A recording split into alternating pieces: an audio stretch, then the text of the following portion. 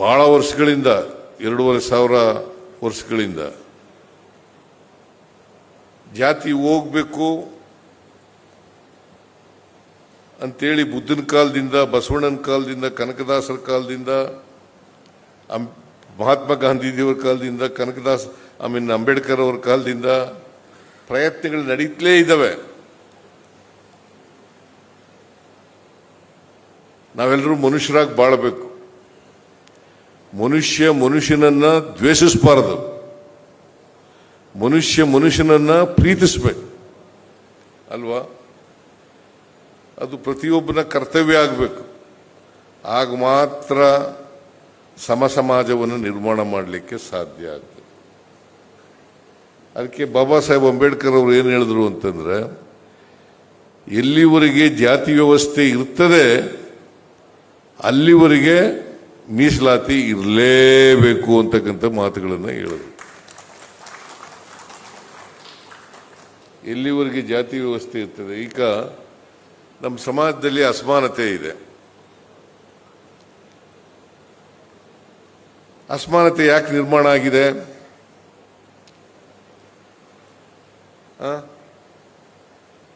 ಜಾತಿ ವ್ಯವಸ್ಥೆಯ ಕಾರಣಕ್ಕೋಸ್ಕರ ಸಮಾನ ಅವಕಾಶಗಳು ಇಲ್ಲದೆ ಇರೋದ್ರಿಂದ ಅಸಮಾನತೆ ನಿರ್ಮಾಣ ಆಗಿದೆ ಅಲ್ವಾ? ಅದು ಹೋಗ್ಲಾಡಿಸ್ಬೇಕಲ್ಲ. ಕನಕದಾಸರು ಅದನ್ನೇ ಹೇಳಿರೋದು, ಕುಲವೆಂದು ಒಡೆದಾಡದಿರಿ, ಕುಲದ ನೆಲೆಯನ್ನೇನಾದರೂ ಬಲ್ಲಿರ ಅಂತ ಹೇಳ್ತಾರೆ. ಬಸವಣ್ಣವ್ರು ಏನು ಹೇಳ್ತಾರೆ? ಇವನಾರವ ಎಂದೆನಿಸದಿರಯ್ಯ, ಇವ ನಮ್ಮವ ಎಂದೆನಿಸಯ್ಯ, ನಿನ್ನ ಮನೆಯ ಮಗನೆಂದೆನಿಸಯ್ಯ, ಕೂಡಲ ಸಂಗಮ ದೇವ ಅಂತ ಹೇಳ್ತಾರೆ. ಇಬ್ರು ಒಂದೇ ಉದ್ದೇಶ. ಬಸವಣ್ಣವ್ರದ್ದು ಒಂದೇ ಉದ್ದೇಶ, ಕನಕದಾಸರದು ಒಂದೇ ಉದ್ದೇಶ. ಇವರು ಕನಕದಾಸರು ಬದುಕಿದ್ದದ್ದು ಯಾವಾಗ? 15ನೇ ಶತಮಾನದಲ್ಲಿ. 12ನೇ ಶತಮಾನದಲ್ಲಿ ಬಸವಣ್ಣವರು ಬದುಕಿದ್ದರು. ಇವರಿಬ್ರು ಹೇಳ್ತಕ್ಕಂಥದ್ದೇನು? ಸಮಾನತೆಯ ಸಮಾಜ ಬರಬೇಕು, ಮನುಷ್ಯ ಸಮಾಜ ಬರಬೇಕು ಅಂತಕ್ಕಂಥದ್ದು ಕನಸು ಕಂಡಿದ್ದರು. ವರ್ಗರಹಿತವಾದಂಥ, ಜಾತಿ ರಹಿತವಾದಂಥ, ಮೌಢ್ಯರಹಿತವಾದಂಥ, ವೈಚಾರಿಕತೆ ಇರ್ತಕ್ಕಂಥ, ವೈಜ್ಞಾನಿಕತೆ ಇರ್ತಕ್ಕಂಥ ಸಮಾಜ ನಿರ್ಮಾಣ ಆಗಿದೆ.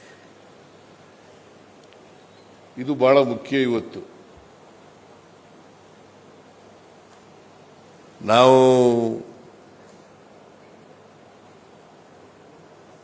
ಸಮಾಜನ ಸಂವಿಧಾನದ ಆಶಯಗಳೇನಿದ್ದಾವೆ ಅದರ ರೀತಿಯಲ್ಲಿ ಸಮಾಜ ನಿರ್ಮಾಣ ಮಾಡ್ತಕ್ಕಂಥ ಜವಾಬ್ದಾರಿ ಎಲ್ಲ ಸರ್ಕಾರಗಳ ಮೇಲಿದೆ. ಇವರನ್ನು ಮುಂದಿಟ್ಟುಕೊಂಡು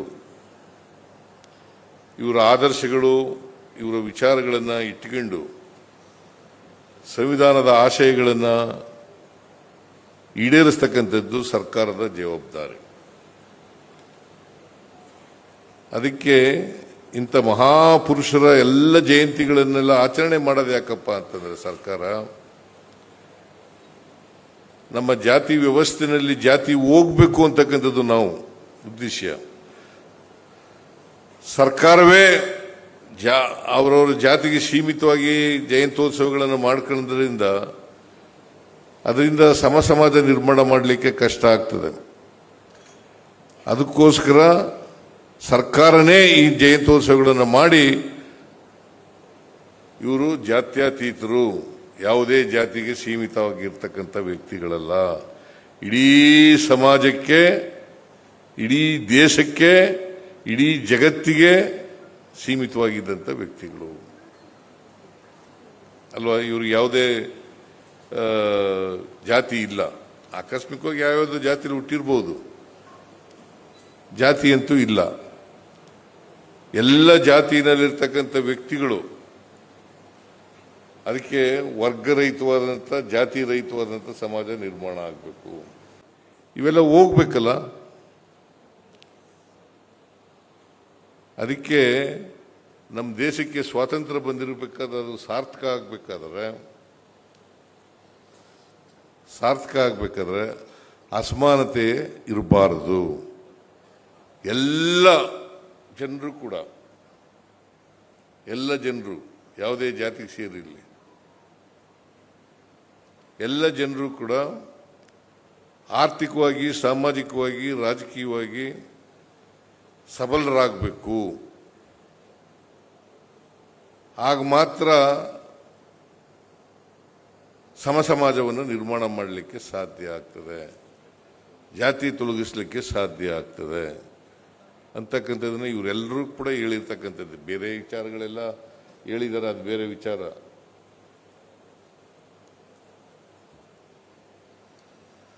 ಬೇರೆ ವಿಚಾರಗಳು. ಅವರು ಕನಕದಾಸರು ಕವಿಯಾಗಿದ್ದರು, ಒಬ್ಬ ಮಹಾಭಕ್ತರಾಗಿದ್ದರು, ಕೀರ್ತನಕಾರರಾಗಿದ್ದರು, ಇವೆಲ್ಲ ಬೇರೆ ವಿಚಾರಗಳು.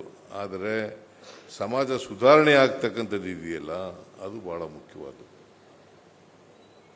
ಸಮಾಜ ಸುಧಾರಣೆ ಆಗದೇನೆ ಸಮಾಜ ನಿರ್ಮಾಣ ಮಾಡಲಿಕ್ಕೆ ಸಾಧ್ಯ ಇಲ್ಲ. ಅದಕ್ಕೆ ನಾನು ಮುಖ್ಯಮಂತ್ರಿ ಆದಮೇಲೆ 2013ರಲ್ಲಿ ಮುಖ್ಯಮಂತ್ರಿ ಆದೆ, 18ರವರೆಗಿದ್ದೆ. ನಾನು ಆವಾಗ ಅನೇಕ ಭಾಗ್ಯಗಳನ್ನು ಕೊಡೋದ್ರ ಮೂಲಕ, ಸಮಾಜಕ್ಕೆ ಕಾರ್ಯಕ್ರಮಗಳನ್ನು ಕೊಡೋದ್ರ ಮೂಲಕ ಅಸಮಾನತೆಯನ್ನು ತೊಡೆದಾಕ್ಲಿಕ್ಕೆ ಪ್ರಯತ್ನವನ್ನು ಮಾಡಿದೆ. ಅಸಮಾನತೆ ಇನ್ನೂ ಹೋಗಿಲ್ಲ, ಅಸಮಾನತೆಯನ್ನು ತೊಡೆದಾಕ್ಲಿಕ್ಕೆ ಮಾಡಿದೆ. ಈ ಸಾರಿ 2ನೇ ಸಾರಿ ಮುಖ್ಯಮಂತ್ರಿ ಆದಮೇಲೆ ಗ್ಯಾರಂಟಿ ಯೋಜನೆಗಳ ಮೂಲಕ ಅಸಮಾನತೆಯನ್ನು ತೊಡೆದಾಕ್ತಕ್ಕಂಥ ಪ್ರಯತ್ನವನ್ನು ಮಾಡಿದೆ. ಅಸಮಾನತೆ ಹೋಗದೇನೆ ಎಲ್ರಿಗೂ ಮುಖ್ಯವಾಹಿನಿಗೆ ಬನ್ನಿ ಅಂತಂದ್ರೆ ಹಿಂಗೆ ಸುಮ್ಮನೆ ಬಂದ್ಬಿಡ್ತಾರ? ಜಾತಿ ಹೋಗ್ಬೇಕು, ಎಲ್ಲರೂ ಭಾಷಣ ಮಾಡ್ತಾರೆ, ಜಾತ್ಯತೀತ ಸಮಾಜವನ್ನು ನಿರ್ಮಾಣ ಮಾಡಬೇಕು, ಮನುಷ್ಯನನ್ನು ಪ್ರೀತಿಸಬೇಕು, ವರ್ಗ ಹೋಗ್ಬೇಕು, ಜಾತಿ ಹೋಗ್ಬೇಕು. ಹೋಗಿದ್ಯಾ? ಬುದ್ಧ 2500 ವರ್ಷಗಳ ಹಿಂದೆ ಹೇಳಿದ್ರು ಜಾತಿ ಹೋಗ್ಲಿ ಅಂತ. 850 ವರ್ಷಗಳ ಹಿಂದೆ ಬಸವಣ್ಣ ಹೇಳಿದ್ರು, ಕನಕದಾಸರು 500 ವರ್ಷಗಳ ಹಿಂದೆ ಹೇಳಿದ್ರು. ಹೋಗಿದ್ಯಾ? ಹೋಗಿಲ್ಲ. ಇನ್ನ ಯಾಕೆ ಜಾತಿ ಗಟ್ಟಿಯಾಗಿದೆ? ಕಾರಣ ಯಾಕಪ್ಪ ಅಂತಂದ್ರೆ, ನಮ್ಮ ಸಾಮಾಜಿಕ ವ್ಯವಸ್ಥೆ ಇದೆಯಲ್ಲ, ಜಾತಿ ವ್ಯವಸ್ಥೆ ಇದೆಯಲ್ಲ, ಆ ವ್ಯವಸ್ಥೆಗೆ ಚಲನೆ ಇಲ್ಲ ಅಲ್ವೇನ್ರಿ?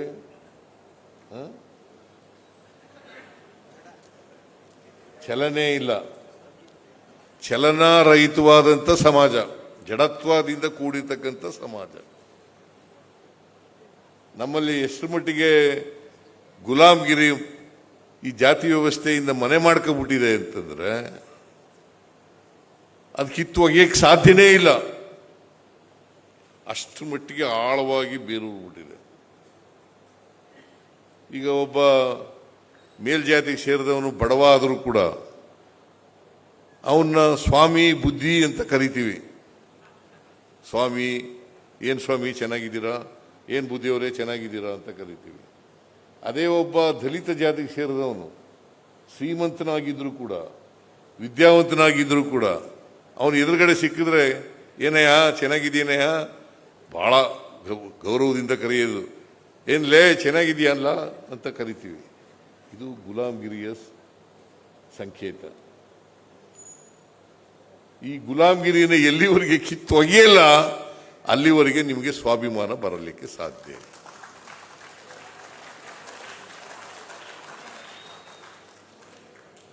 ಗುಲಾಮ್ಗಿರಿ ಹೋಗ್ಬೇಕಲ್ಲ, ಸುಮ್ಮನೆ ಹೋಗುತ್ತಾ? ಅದು ಶಿಕ್ಷಣದಿಂದ ಹೋಗ್ಬೇಕು ಅಂತ ನಾವೆಲ್ಲ ಅನ್ಕೊಂಡಿದೀವಿ. ಆದ್ರೂ ಶಿಕ್ಷಣ ಬಂದರೂ ಕೂಡ ಹೋಗಿಲ್ಲ. ನಾನು ಎಲ್ಲ ಶಿಕ್ಷಿತರಾದವರೆಲ್ಲರೂ ಹಂಗೇ ಇದ್ದಾರೆ ಅಂತ ಹೇಳಲ್ಲ. ಈಗ ಕೆಲವು ಡಾಕ್ಟರ್ಗಳು, ಇಂಜಿನಿಯರ್ಗಳು ಕೂಡ ಅವ್ರಿಗೆ ವೈಜ್ಞಾನಿಕ ಮನೋಭಾವ ಬೆಳೆದಿದ್ರು ಕೂಡ, ವಿಜ್ಞಾನ ಓದಿದ್ರು ಕೂಡ ವೈಜ್ಞಾನಿಕ ಮನೋಭಾವವನ್ನು ಬೆಳೆಸ್ಕೊಂಡಿರಲ್ಲ, ವೈಚಾರಿಕತೆಯನ್ನು ಬೆಳೆಸ್ಕೊಂಡಿರಲ್ಲ. ಯಾಕೆ? ನೀನು ಯಾಕಪ್ಪ ಬಡವನಾಗಿದೆಯಾ, ನೀನು ಯಾಕೆ ಬಟ್ಟೆ ಇಲ್ಲ ನಿನ್ನ ಮೈ ಮೇಲೆ, ನಿನ್ಗೆ ಯಾಕೆ ಸೂರಿಲ್ಲ, ನೀನು ಯಾಕೆ ಅವಿದ್ಯಾವಂತನಾಗಿದೆಯಾ ಅಂತಂದರೆ, ನಾನು ಹಿಂದಿನ ಜನ್ಮದಲ್ಲಿ ಪಾಪದ ಕೆಲಸ ಮಾಡಿಬಿಟ್ಟಿದ್ದೆ, ಅದಕ್ಕೋಸ್ಕರ ಈ ಜನ್ಮದಲ್ಲಿ ಹಿಂಗೆಲ್ಲ ಹುಟ್ಟಿದ್ದೀನಿ ಅಂತ ಹೇಳೋದು. ಯಾವ ಜನ್ಮನೂ ಇಲ್ಲ, ಹಿಂದಿನ ಜನ್ಮನೂ ಇಲ್ಲ, ಮುಂದಿನ ಜನ್ಮನೂ ಇಲ್ಲ. ಏನ್ರಿ ಬಿಜರ್ಗಿ ಅವ್ರಿಗೆ ಒಪ್ಕೋತಿರಲ್ವಾ? ಜನ್ಮ ಇದೆಯಾ? ಹಿಂದಿನ ಜನ್ಮದಲ್ಲಿ ಪಾಪದ ಕೆಲಸ ಮಾಡಿಬಿಟ್ಟಿದ್ದೆ, ಅದಕ್ಕೋಸ್ಕರ ಈ ಜನ್ಮದಲ್ಲಿ ಹಿಂಗೆ ಹುಟ್ಟಿದ್ದೀನಿ ನಾನು. ಆಮೇಲೆ ಭಾಳ ಜನ ನನ್ನ ಹಣೆಯಲ್ಲಿ ಬರೆದು ಬಿಟ್ಟದೆ, ನಾ ಏನು ಮಾಡೋಕ್ಕಾಗಲ್ಲ ಅಂತ ಅನ್ನೋದು. ಏನು ಹಣೆಯಲ್ಲಿ ಬರೆಯಕ್ಕೆ ಬಂದಿದ್ನ ದೇವರು? ಇವ್ರಿಗೆಲ್ಲ ವಿದ್ಯಾವಂತರು ಮಾಡಿ, ಇವ್ರ ಜೊತೆಲಿ ಹುಟ್ಟಿದವ್ರಿಗೆಲ್ಲ ವಿದ್ಯಾವಂತರು ಮಾಡಿ ಅಂತ ಬರೆದಿದ್ನ ದೇವರು? ಈಗ ನಮ್ಮ ಮನೆಯಲ್ಲಿ 6 ಜನ ನಾವು ಮಕ್ಕಳು, ನಮ್ಮ ತಂದೆ, ನಮ್ಮ ಅಪ್ಪ, ನಮ್ಮ ಅಮ್ಮನಿಗೆ. 6 ಜನದಲ್ಲಿ ನಾವು ಒಬ್ಬ ಮಾತ್ರ ಲಾ ಓದ್ದೆ, ಇನ್ನು ಬಾಕಿಯವರು ಓದಲೇ ಇಲ್ಲ. ಏನು ಅವ್ರಿಗೆಲ್ಲ ವಿದ್ಯಾವಂತರಾಗಿ ಅಂತ ಬರೆದ್ಬಿಟ್ನ ದೇವರು ಹಣೆಯಲ್ಲಿ?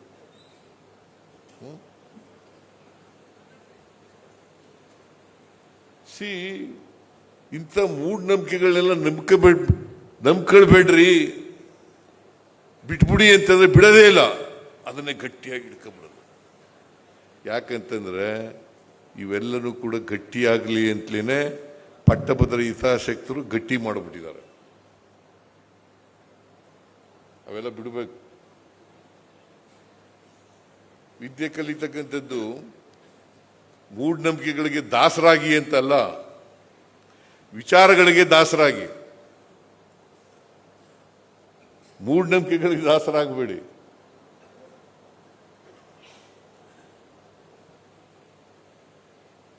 ಇದನ್ನು ನಾವು ಎಲ್ಲಿವರೆಗೆ ಬೆಳೆಸ್ಕೊಳ್ಳಲ್ಲ ಅಲ್ಲಿವರೆಗೆ ವ್ಯವಸ್ಥೆ ಜೊತೆಯಲ್ಲಿ ರಾಜಿ ಮಾಡ್ಕೊಂಡು ಹೋಗ್ತಾ ಇರ್ತೀವಿ. ವ್ಯವಸ್ಥೆ ಜೊತೆಯಲ್ಲಿ ರಾಜಿ ಮಾಡ್ಕೊಳ್ತಕ್ಕಂಥದ್ದೇ ನಾವು ಮೌಢ್ಯಗಳಿಗೆ ದಾಸರಾಗ್ತಕ್ಕಂಥದ್ದು.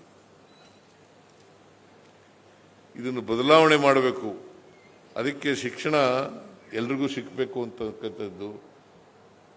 ಶಿಕ್ಷಣದಿಂದ ಈಗ ಬಿಜ್ಜರ್ಗಿಯವರು ವಿದ್ಯಾವಂತರಾಗದೆ ಹೋಗಿದ್ರೆ ಸಂಶೋಧಕರಾಗಕ್ಕಾಯ್ತಿತ್ತ? ಇವತ್ತು ಕನಕಶ್ರೀ ಪ್ರಶಸ್ತಿ ಪಡ್ಕೊಳ್ಳಿಕ್ಕೆ ಸಾಧ್ಯ ಆಗ್ತಿತ್ತ?